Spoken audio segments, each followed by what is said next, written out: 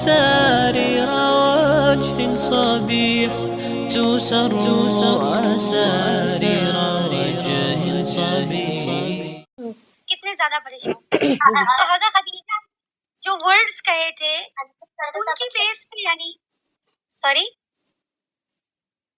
ان کی بیس پہ میں پوچھ رہی تھی کہ دیکھیں آپ یتیموں کی مدد کرتے ہیں، آپ یتیموں کی مدد کرتے ہیں، آپ بیواؤں کا اس طرح، مطلب مجھے ایگزیکٹلی یاد نہیں ہے، مطلب آپ یہ سب کچھ کرتے ہیں، اللہ تعالیٰ آپ کو اکیلا نہیں چھوڑے گا.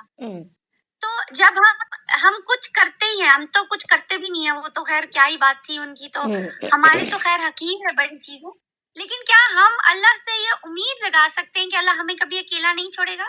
ہاں، یہ امید جی ہم اللہ تعالیٰ سے اچھا گمان رکھ سکتے ہیں، کیونکہ اللہ تعالیٰ فرمایا، اللہ حدیث شریف میں ہی آتا ہے، اللہ کے نبی صلی اللہ علیہ وسلم نے فرمایا کہ اگر کوئی بندہ دنیا میں کسی کی ایک کی مدد کرتا ہے تو اللہ تعالیٰ اس کے لیے 77 مغفرتیں لکھ دیتے ہیں، اور اس کی ایک مغفرت سے 77 میں سے صرف ایک سے اس کے دنیا کے سارے کام بن جاتے ہیں. تو یہ اللہ کے نبی کا وعدہ ہے، تو یہ نظام ہے آسمانوں کا، آسمانوں میں ایسے فیصلے ہوتے ہیں، تو اس پر ہمیں یقین رکھنا چاہیے. مگر یہ بات نہیں، میں یہ کہہ رہی ہوں کہ آج ہماری اولاد اگر ہم ان کا کر رہے ہیں تو ہماری اولاد کل ہمارا کرے گی، ایسی نیت عدل کا بدل، یہ والی نیت نہ ہو. اللہ کے حوالے، اللہ ہم نیکی کیا ہے، تجھ کو راضی کرنے کے لیے کیے ہیں، اب اس کے برکات، اس کے ثمرات تو ہمیں دنیا اور آخرت میں عنایت فرما.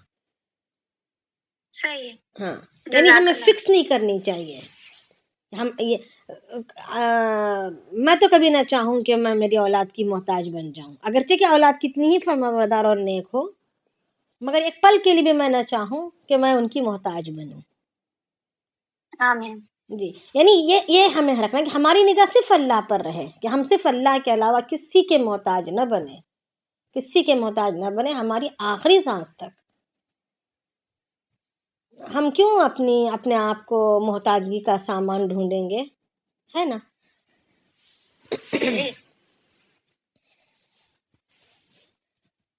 تو آگے ہم دیکھتے ہیں. تو پچھلی سبق میں اللہ تعالیٰ نے ہمیں کل کے اس میں ہمیں اللہ رب العالمین نے یہی ساری باتیں سمجھائی تھیں کہ دنیا کی زندگی کیسی ہے اور ہمیں کس کے پیچھے لگنا ہے، کن اعمال کو کرتے ہوئے ہمیں کرنا ہے، اور اسی طریقے سے اللہ رب العالمین نے سمجھایا تھا. اب آگے اللہ رب العالمین بیان فرما رہے ہیں. اعوذ باللہ من الشیطان الرجیم، بسم اللہ الرحمن الرحیم. وَإِذْ قُلْنَا لِلْمَلَائِكَةِ اسْجُدُوا لِآدَمَ فَسَجَدُوا إِلَّا إِبْلِيسَ. اب آج انسان جو ہے، جو بھی بے راہ روی کا شکار ہے، بے دینی کا شکار ہے، اللہ کے اتنا کچھ سمجھانے کے بعد بھی، اتنا کچھ اللہ رب العالمین کے مثالوں کے ذریعے سمجھا رہے ہیں، نبیوں کے ذریعے سے سمجھا رہے ہیں، نبیوں کے واقعات بتا رہے ہیں، پچھلے قوموں کے واقعات بتا رہے ہیں.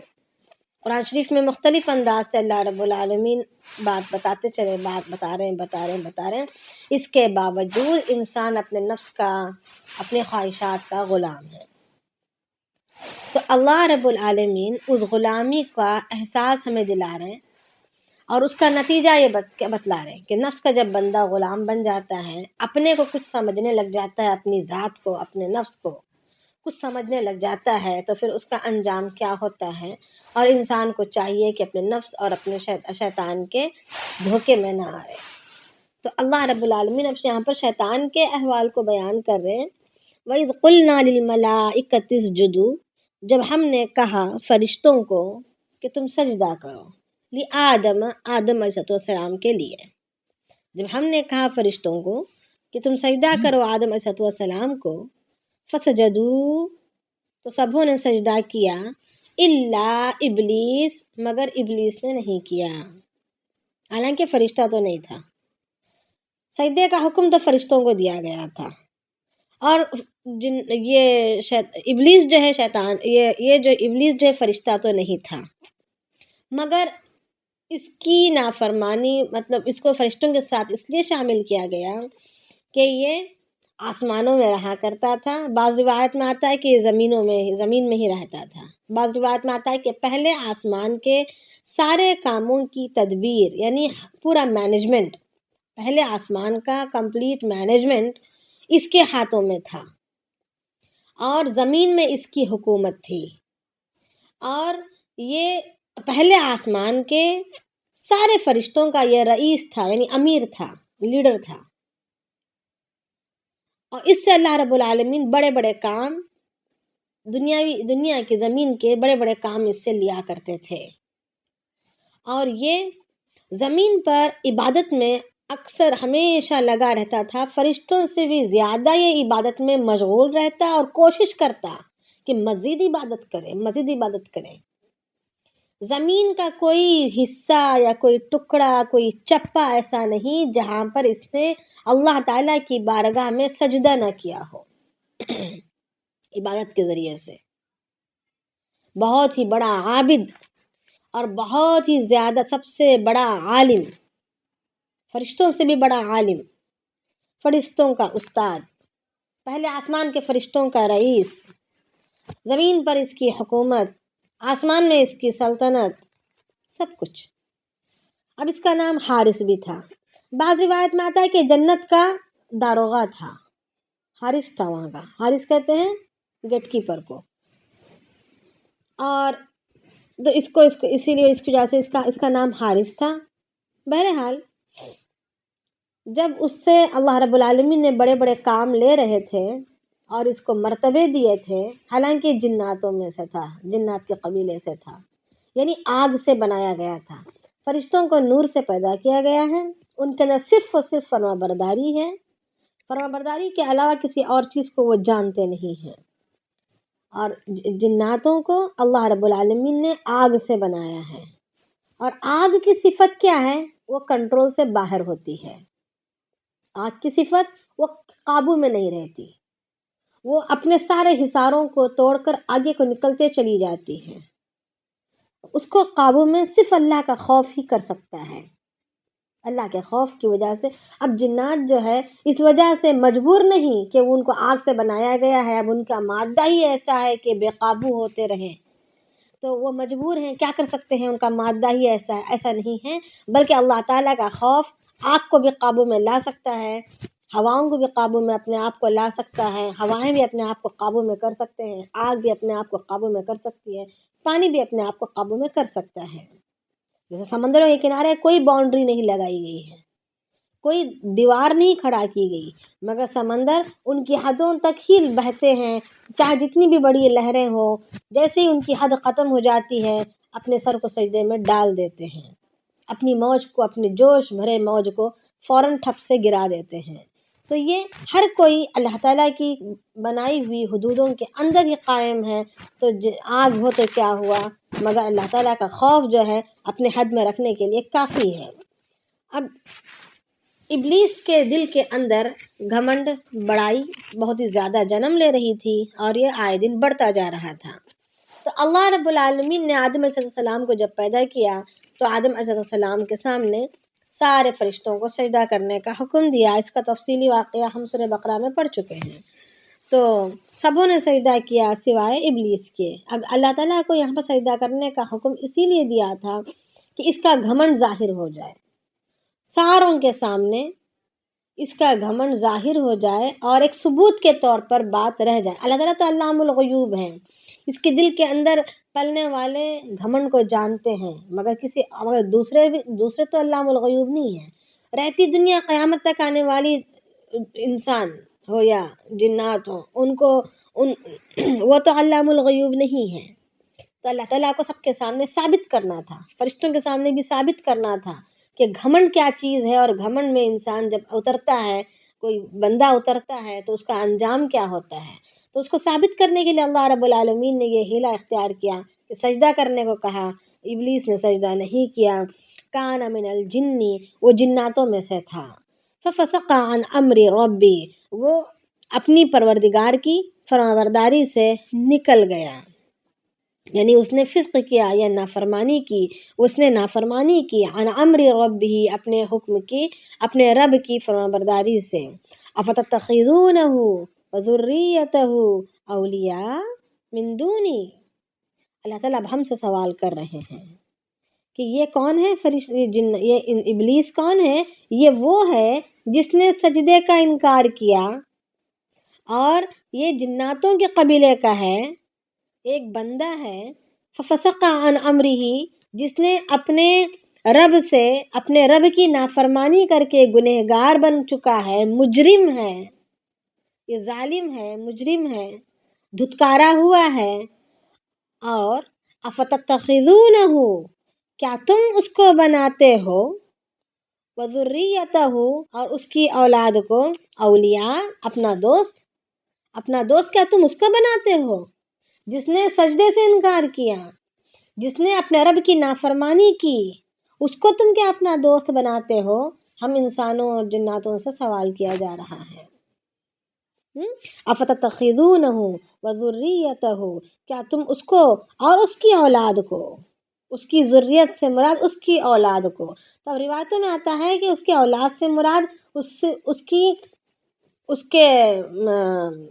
اسی کے قبیلے سے، یعنی جنات ہوں کہ ابلیس کی سچی پکی اولاد ہی معنی نہیں رکھتی، بلکہ جو بھی اس کے نقش قدم پر چلتے ہیں وہ ساری اس کی اولاد میں شمار کیے جاتے ہیں.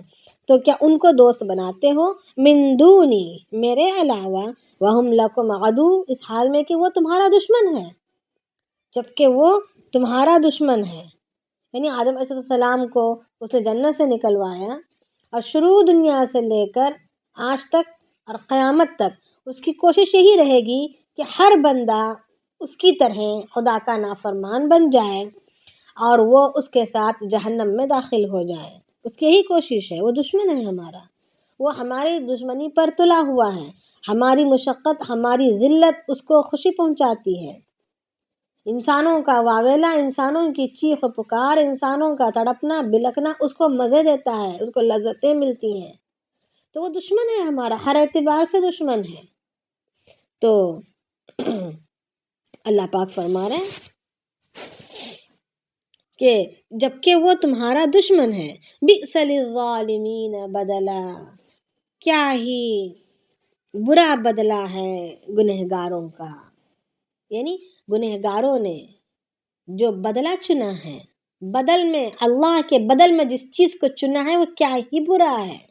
یعنی شیطان کو چنا ہے اپنا دوست، اس کی ماننے کو چنا ہے، بجائے اللہ کی ماننے کے، اس کے رسول کی ماننے کے. مان کس کی رہے؟ ابلیس کی اور اس کی اولاد کی مان رہے. تو بدل کیا ہی برا بدلہ چنا ہے.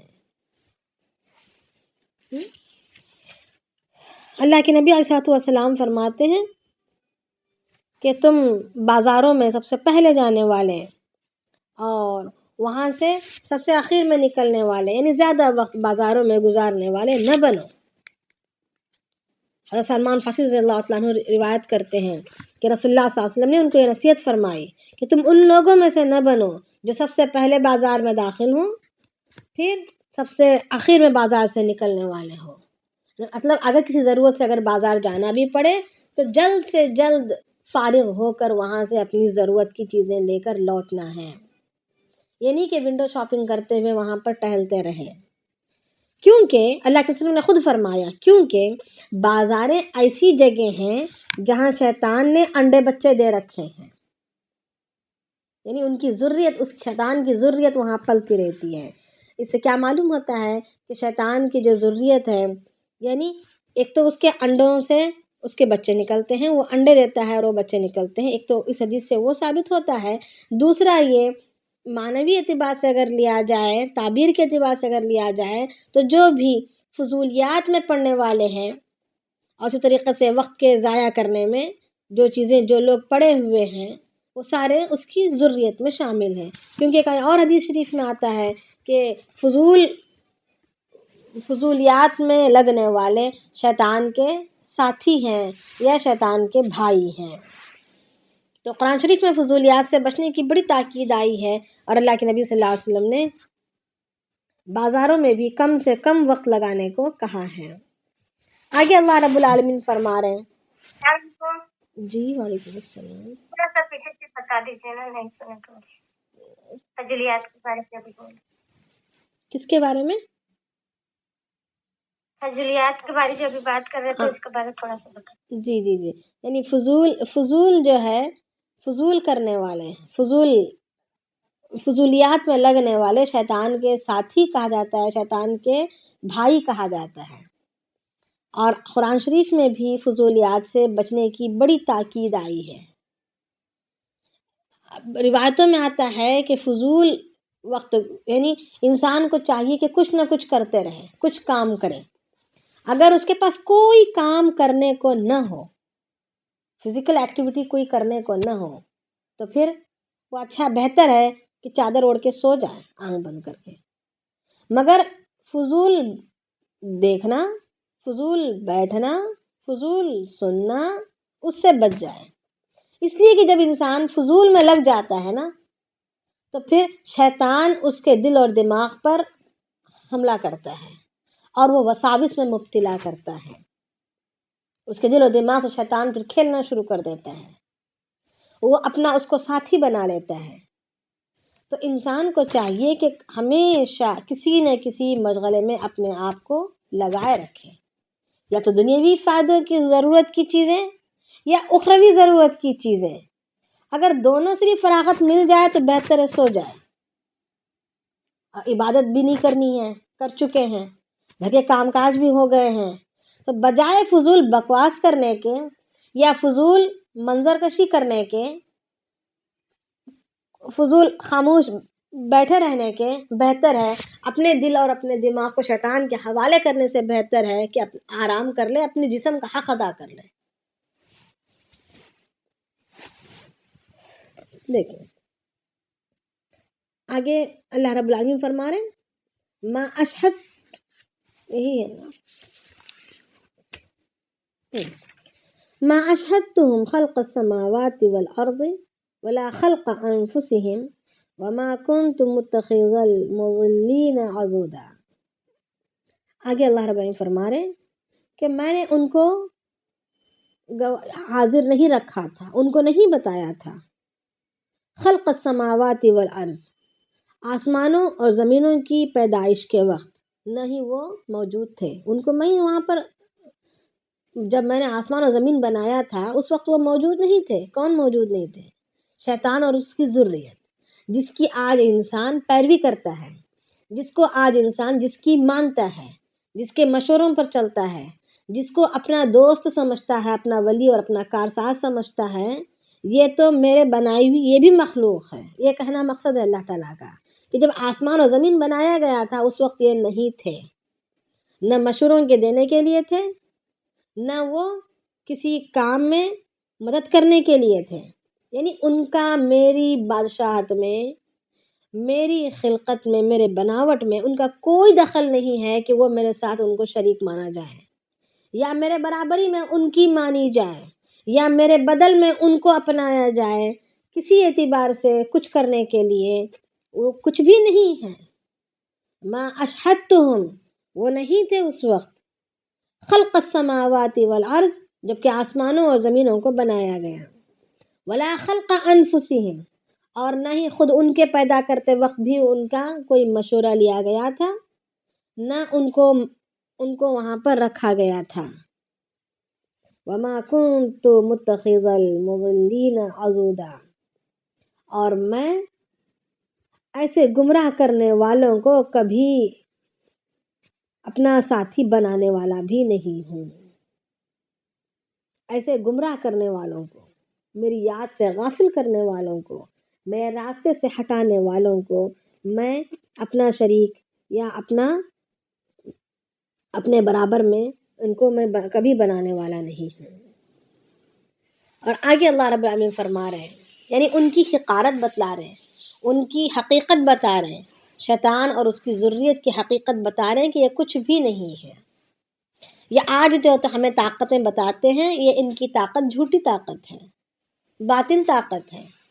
مکڑی کے جالے کی طرح, جیسے مکڑی اپنا جالا بن کر بڑا اتراتی ہے, مگر ایک جھاڑو چل جائے تو سارا جالا جو ہے منہدم ہو جاتا ہے، اس کا ساری اس کی کا محل اس کا ٹوٹ جاتا ہے، مگر وہ مکھی اور مچھر کے سامنے تو بڑا اتراتی رہتی ہے کہ آ تو جائے، اور مکھی اور مچھر اگر کبھی اس کے قریب سے بھی گزر جائے تو اس میں پھنس جاتا ہے بیچارہ۔ تو اب مکھی اور مچھر کیا سمجھے؟ وہ یہ سمجھتا ہوگا کہ جو جالا بنا تھا مکڑی نے، ظاہری بات ہے بڑا طاقتور جالا، بہت بڑا طاقتور جالا، اس جالے کے سامنے کوئی طاقت نہیں، مگر جیسے ہی انسان اگر ایک جھاڑو چلا دے تو سارا جالا سمیٹ کر آ جاتا ہے۔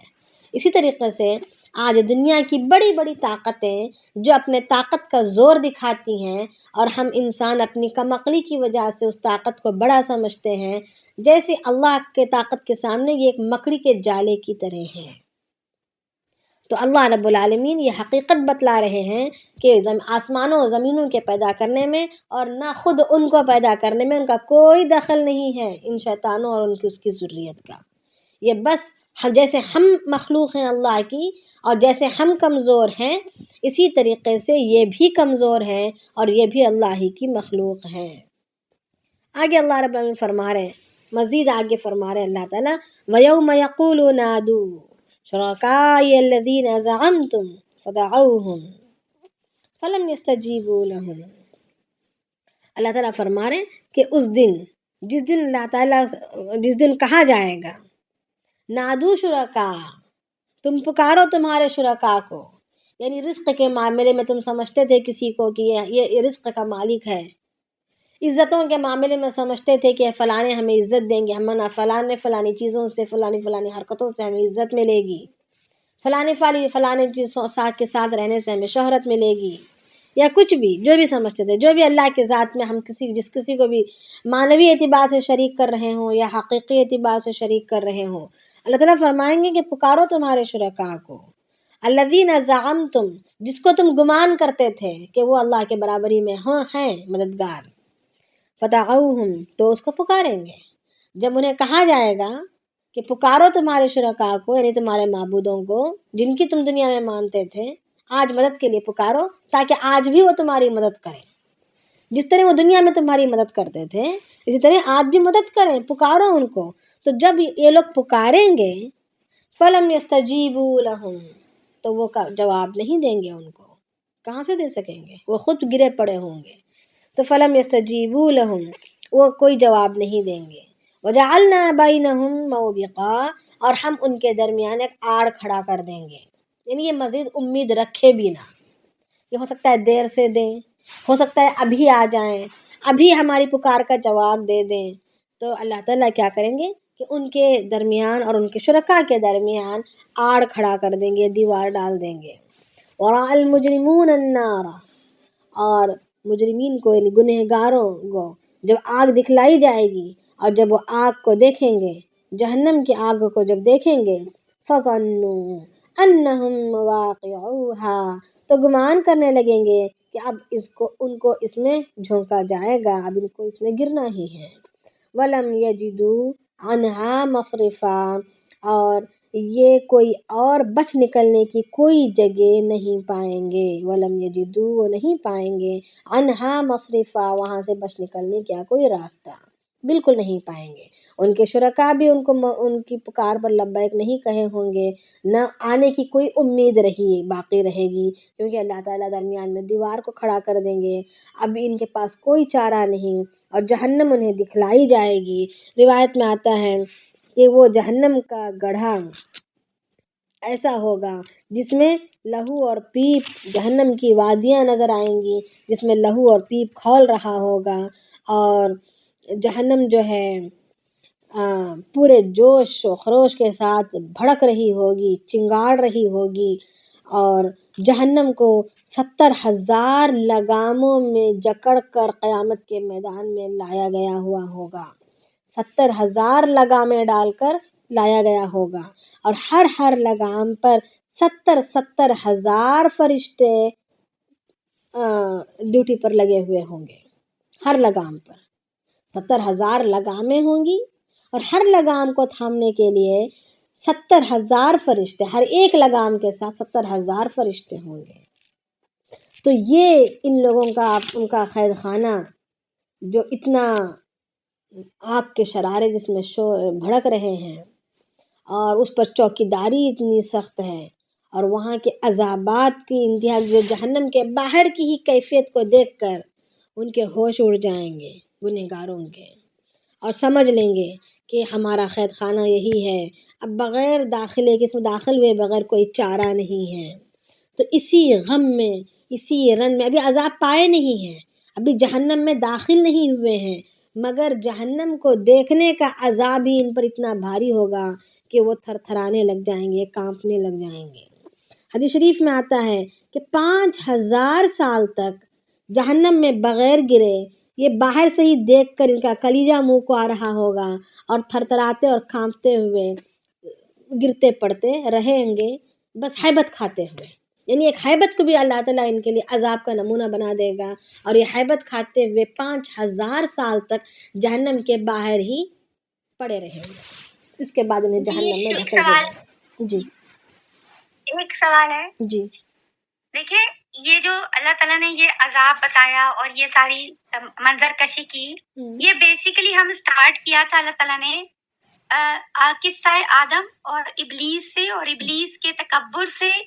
تو جو لوگ اس میں عجب یا تکبر کرتے ہیں، اپنے آپ کو بڑا سمجھتے ہیں، ہم نے یہ کیا، ہم نے یوں کیا، ہم نے یہ کیا، وہ سارے اس دائرے میں آئے۔ مجرمین سارے آئیں گے، مجرمین کہا نا، وراء المجرمون،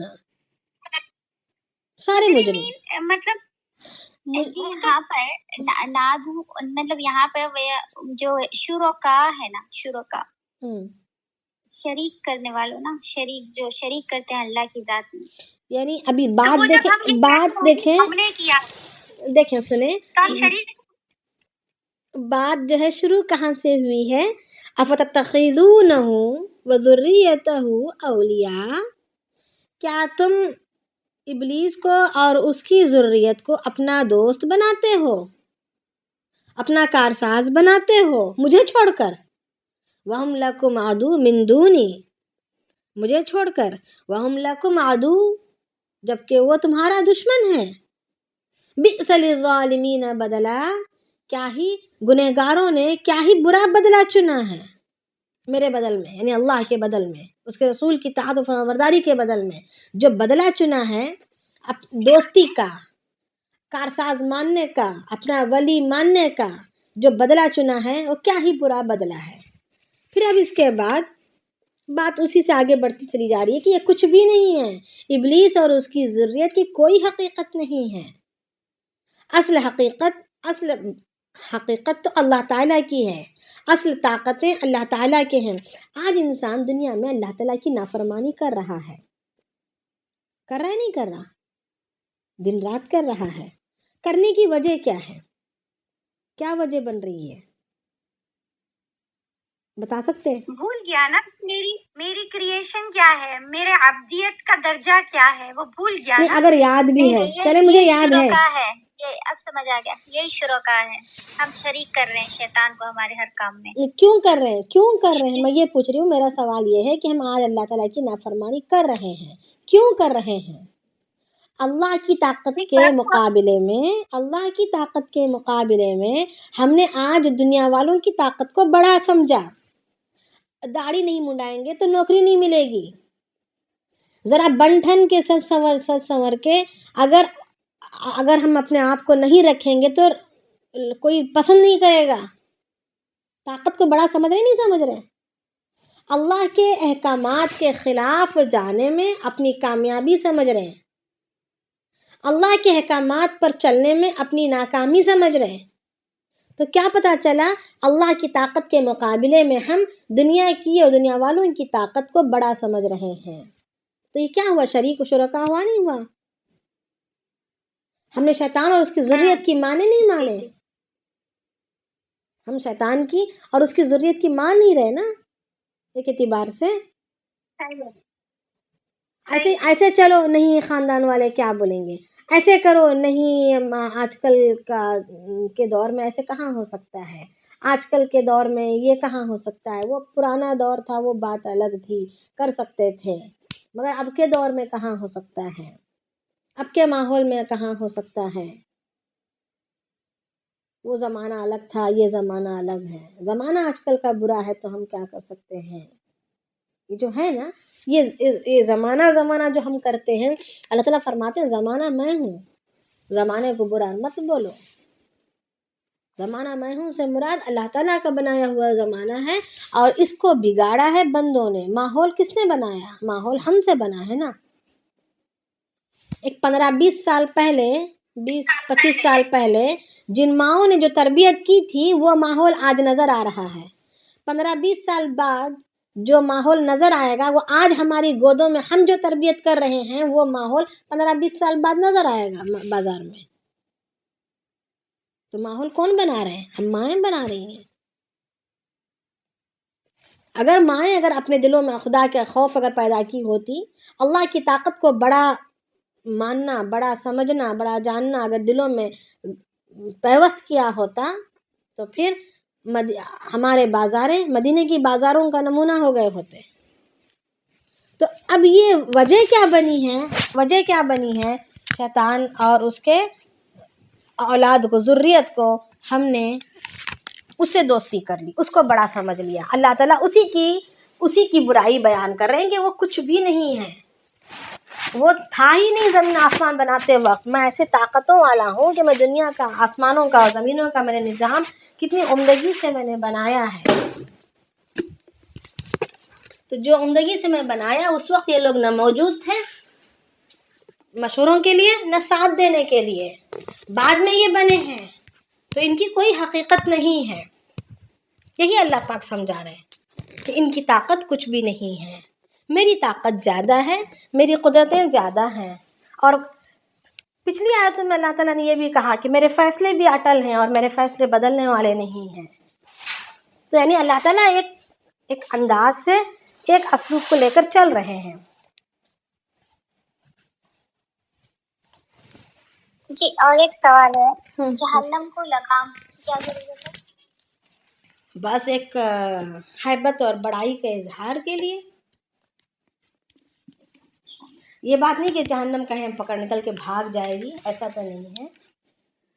وہ کہاں بھاگے گی، مگر ایک ہیبت اور ایک یہ اب یہاں پر اسی کو ایک عذاب بنا کر پیش کیا جا رہا ہے نا.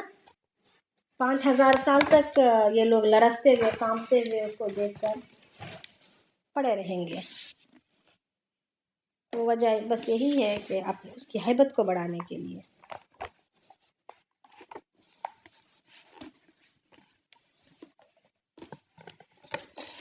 کیا سمجھ آ گئی بات؟ صاف ہو گئی؟ یہ لنک کنٹینیوٹی ہے، یہ بات الگ الگ نہیں ہو رہی بلکہ لگاتار اللہ رب العالمین ایک اسلوب لے کر چل رہے ہیں. اس آیت سے وَإِذْ قُلْنَا لِلْمَلَائِكَةِ اسْجُدُوا سے لے کے یہاں تک آپ کوسچن بنائیں تو آپ کیا بنائیں گی؟ مطلب مورل لیسن اگر میں سوال بناؤں تو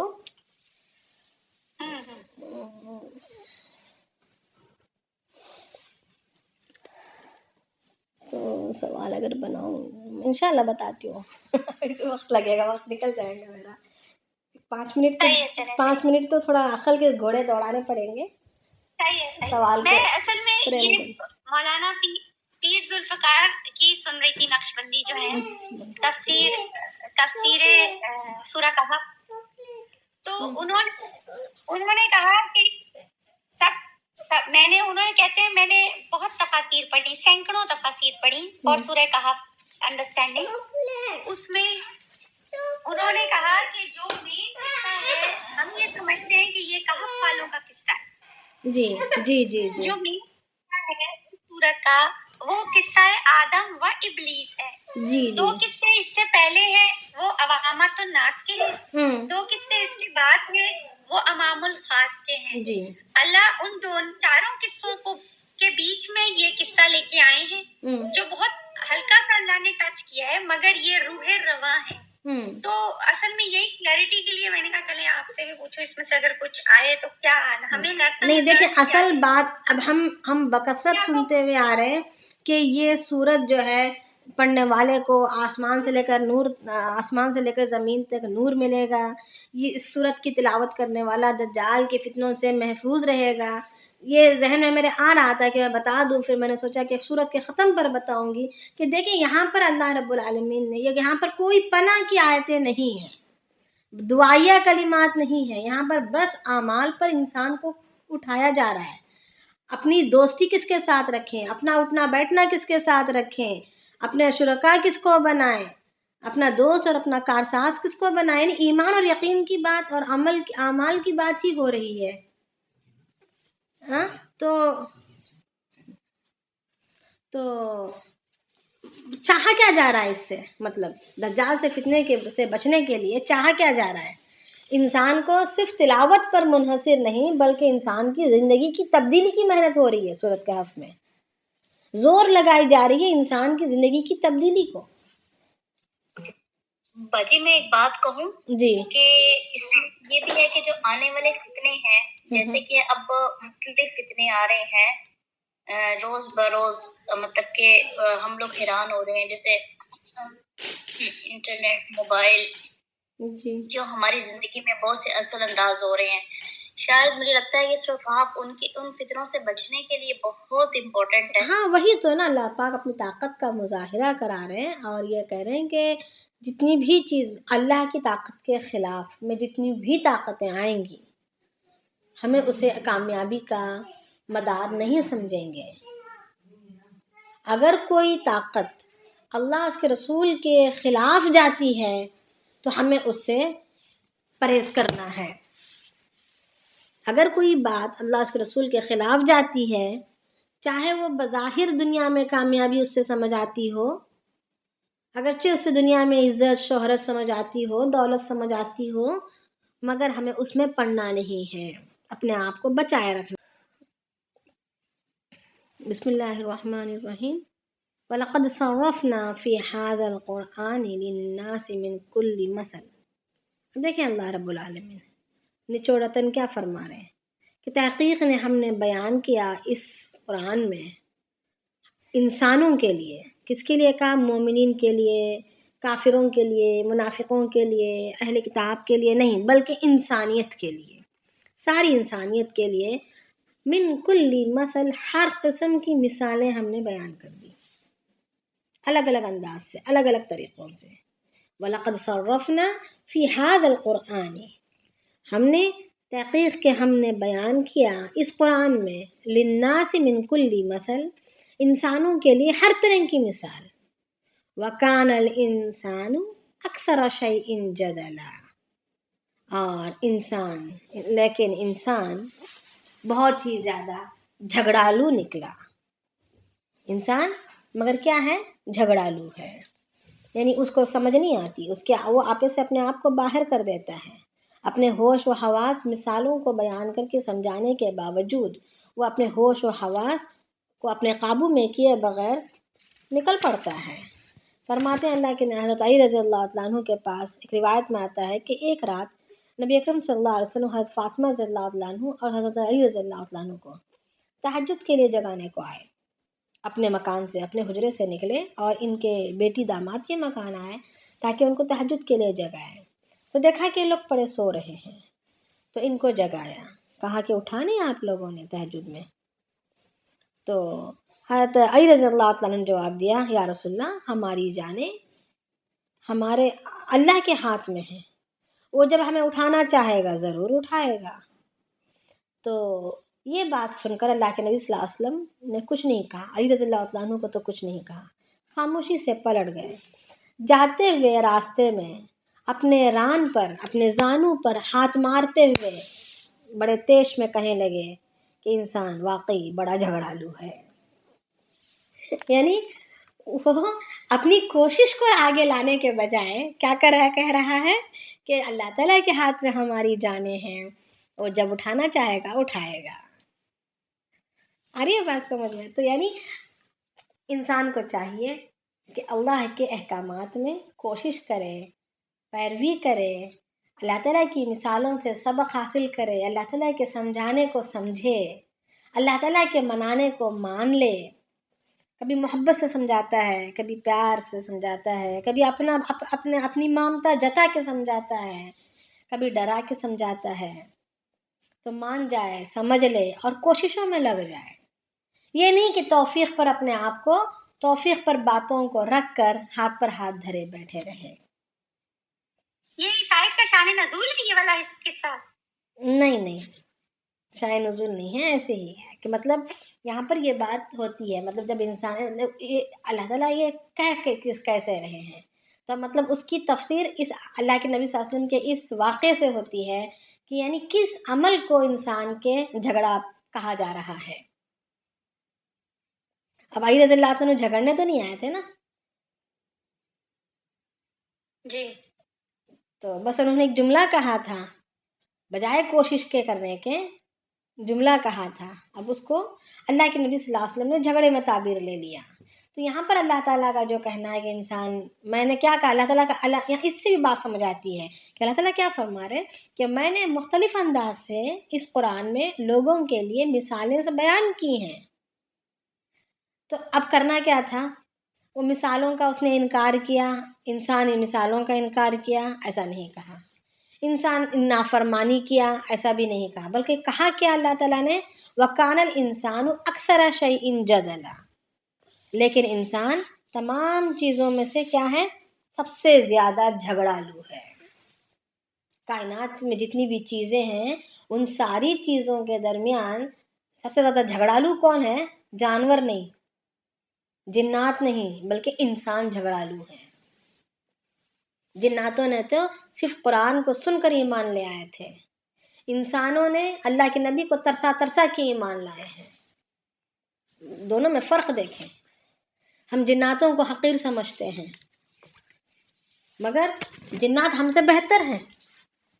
انہوں نے اللہ کے نبی صلی اللہ علیہ وسلم فجر کی نماز میں تلاوت کر رہے تھے، اس تلاوت کو انہوں نے سنا، ایمان لے آ گئے، اور جا کر اپنی قوم میں جا کر کہا کہ ہم نے ایسے کلام کو سن کر آئے ہیں، انہوں نے کلام کی تعریف کی اور اپنی مزید قوم کو دعوت دی۔ یہ وہ قوم ہے۔ ہاں، جو سرکش ہیں، جو نافرمان ہیں، وہ نافرمان ہیں، سرکش ہیں، تنگ کرتے ہیں، پریشان کرتے ہیں، مگر جو فرما بردار ہیں وہ بہت زیادہ آگے نکلے ہوئے ہیں، ان کے اندر ہم سے زیادہ فرما برداری موجود ہے۔ تو اللہ رب العالمین یہاں پر اسی کا اظہار کر رہے ہیں۔ اور جانور، حیوان، وہ باوجود ان کے اندر بھی جھگڑنے کا مادہ ہے، وہ بھی سمجھتے ہیں، ان میں بھی آپس میں دشمنیاں ہیں، مگر انسان سے زیادہ جھگڑالو تو نہیں ہے۔ تو قرآن یہاں پر کہہ رہا ہے کہ انسان اکثر شیء جدلا، انسان جو ہے ساری چیزوں میں سب سے زیادہ جھگڑالو ہے۔ میرے سمجھانے کے باوجود، مثالیں بیان کرنے کے باوجود، پچھلی قوموں کے واقعات کو بیان کرنے کے باوجود، پچھلی قوموں کے عذابات کو بیان کرنے کے باوجود، سب کچھ کے باوجود اس کی عقل میں سمجھ نہیں آتی، وہ بس اپنے ہی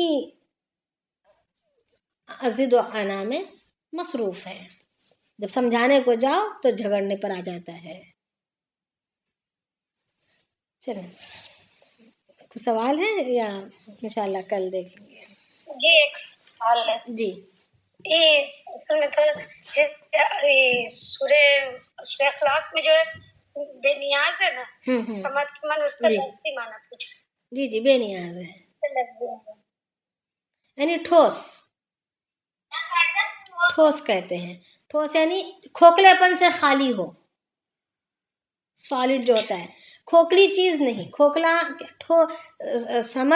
ٹھوس جو ہے کھوکھلے کا ضد ہوتا ہے۔ تو اللہ تعالیٰ کی ذات کھوکھلی نہیں بلکہ ٹھوس ہے۔ ٹھوس سے مراد کہ اس کو کسی چیز کی ضرورت نہیں، اس کو کسی چیز کے بھرنے کی ضرورت نہیں، نہ اس کو بھوک ہے، نہ اس کو نیند ہے، نہ اس کے پاس کوئی کمزوری ہے، کوئی چیز کی ضرورت نہیں اس کو، وہ سب سے بھرا ہوا ہے۔ جھگڑالو یا پھر جلد باز؟ جھگڑا، اچھا، جدال کرنا، جھگڑنا۔ جی، شکریہ۔ جی،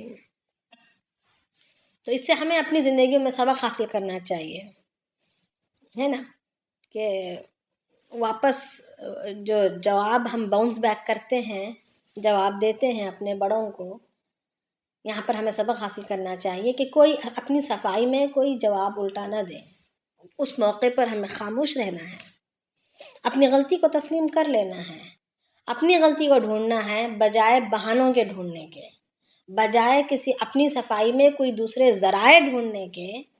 ہمیں چاہیے کہ بڑوں کا ادب کرتے ہوئے خاموشی اختیار کریں اور اپنی غلطی کو اسی میں تلاشیں۔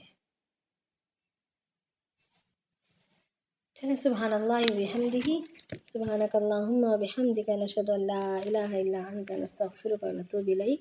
سبحان ربک رب العزۃ عما یصفون وسلام علی المرسلین والحمد للہ رب العالمین۔ تقال العثار العظام به ويعود الهوى ككبش ذبيح، بذكر الإله تطيب الحياة، تسر أسارير وجه صبيح، تسر أسارير وجه صبيح.